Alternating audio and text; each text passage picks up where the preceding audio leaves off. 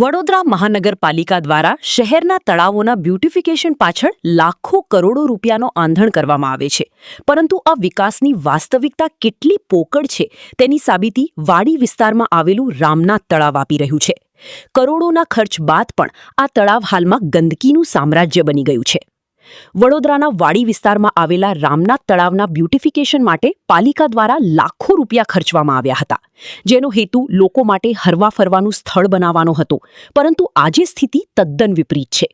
તળાવના કિનારે ઠેર ઠેર કચરાના ઢગલા જોવા મળી રહ્યા છે, જાણે કે આખું તળાવ ગંદકીનું કેન્દ્ર બની ગયું હોય.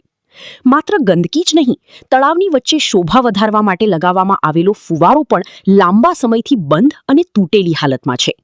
એટલું જ નહીં, સાંજના સમયે અહીં અંધારપટ છવાયેલો રહે છે, કારણ કે લાઇટિંગની સુવિધા પણ શોભાના ગાંઠિયા સમાન બની ગઈ છે.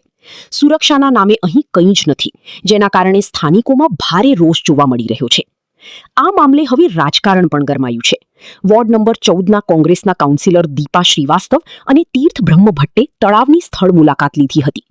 આ મુલાકાત દરમિયાન તેમણે વડોદરા મહાનગરપાલિકાના તંત્ર પર ગંભીર આક્ષેપો કરતા જણાવ્યું હતું કે લોકોના ટેક્સના પૈસાનો આ રીતે વ્યય કરવો એ ગુનો છે. તંત્રની વોર્ડ નંબર 14ના કાઉન્સિલરો રામનાથ મહાદેવ દર્શન ખાતે આવ્યા હતા, જે અમારા વિસ્તારમાં આવેલી છે. પરંતુ બાજુમાં મેં જોયું કે બ્યુટિફિકેશનના નામે શું ચાલી રહ્યું છે, કયા કાવતરા ચાલી રહ્યા છે. તમને ખબર પડી કે જે મોદી સાહેબના નામે 12 વર્ષના સુશાસનને નિમિત્તે 5 જૂને વૃક્ષો લાવવામાં આવ્યા હતા, એ 100% વડોદરા શહેરના કોર્પોરેશનનું કુશાસન સાબિત થઈ રહ્યું છે. કારણ કે જનતાના ટેક્સના રૂપિયા, પસીનાના રૂપિયા જે જનતા આપી રહી છે, આ લોકોને જનતાના રૂપિયા લોકો દુરુપયોગ કરી રહ્યા છે. છોડવા લઈને છોડવાના સાઈડ પર મૂકીને છોડવા ભરી ગયા છે. એની પહેલાં પણ જે છોડવા હતા એ છોડવા બધા કોઈ પાણી નથી નાખતું, કોઈ માવજત નથી કરતું, એને કારણે ભરી ગયા છે. બીજી બાજુ અને તળાવની હાલત જો, તળાવમાં ડમ્પિંગ ગાડી હાલત બની ગઈ છે. કચરાના ઢગલા જોવા મળે છે. અંદર કૂતરા ફરી રહ્યા છે તળાવ અંદર.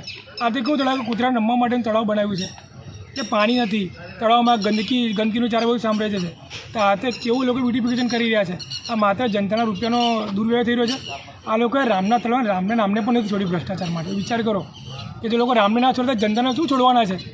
એટલે આ 100% વડોદરા શહેરનું કુશાસન સાબિત થઈ રહ્યું છે અને જનતાના રૂપિયાનો દુર્વ્યવહાર થઈ રહ્યો છે.